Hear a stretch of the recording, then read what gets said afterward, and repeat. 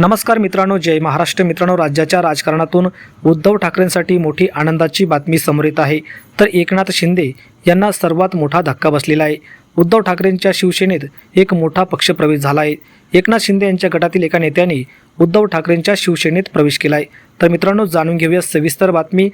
त्या अगोदर तुम्ही जर आपलं राजकीय वादळ यूट्यूब चॅनल सबस्क्राईब केलं नसेल तर चॅनलला नक्की सबस्क्राईब करून बेल आयकॉनला प्रेस करा, जेणेकरून अशाच प्रकारचे नवनवीन व्हिडिओ राजकीय घडामोडी सर्वप्रथम तुम्हाला या चॅनलवर बघायला मिळतील. तर मित्रांनो, जाणून घेऊया सविस्तर बातमी. महानगरपालिका निवडणुकीच्या तोंडावरतीच एकनाथ शिंदेंना उद्धव ठाकरे यांनी मोठा धक्का दिला आहे.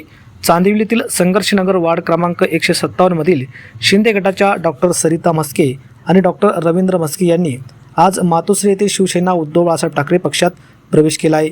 पक्षप्रमुख उद्धव ठाकरे यांनी त्यांच्या मनगटावर शिवबंधन बांधून त्यांचं पक्षात यावेळी स्वागत केलं आहे.